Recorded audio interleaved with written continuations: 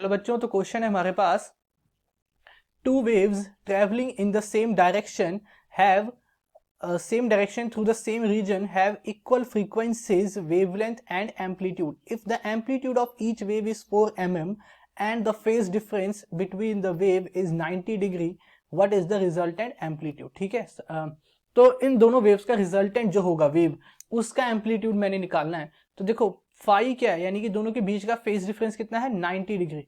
इसे मैं लिख सकता हूं पाई बाय 2। ठीक है, ये तो हुआ फेज डिफरेंस दोनों के बीच का।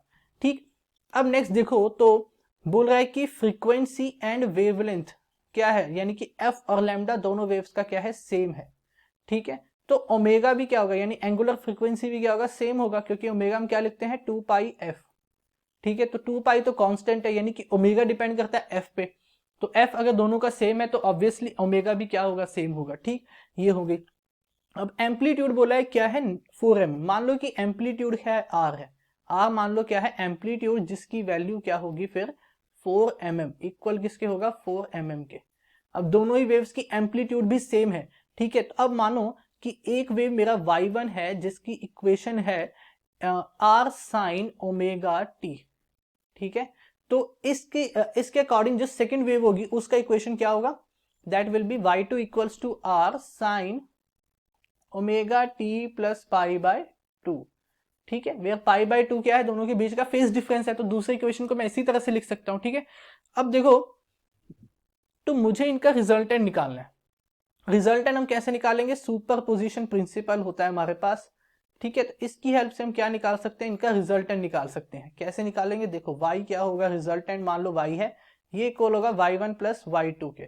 तो वैल्यू पुट करो r sign omega T plus r sign omega T plus pi by 2।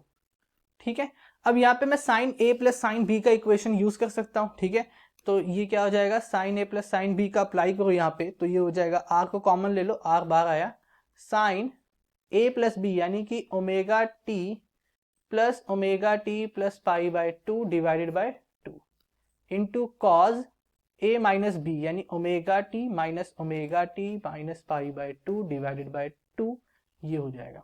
तो इससे मैं लिख सकता हूं आर साइन, देखो 2 ओमेगा टी।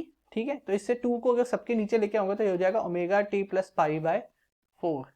सिमिलरली ये हो जाएगा कॉज ओमेगा टी कैंसल, तो ये हो जाएगा माइनस पाई बाय 4। ठीक है, तो अब इससे मैं लिख सकता हूं आर इंटू सॉरी, इससे मैं लिखेंगे हम लोग अंडर रूट, देखो ये आ जाएगा under root 2r sine omega T plus pi by 4। ठीक है, ये आ जाएगी रिजल्टेंट इक्वेशन यानी कि y। ठीक है, अब यहाँ पे जो एम्पलीट्यूड है वो क्या है, अंडर रूट 2r। ठीक है, अंडर रूट 2r, मान लो इस रिजल्टेंट का एम्पलीट्यूड r डैश है, जिसकी वैल्यू किसके इक्वल है, अंडर रूट 2r के इक्वल है, और r मेरा कितना है 4 mm, यानी कि r डैश कितना हो जाएगा 4 अंडर रूट 2 mm। तो ये मेरा हो जाएगा resultant amplitude. I hope you understand it well, thank you.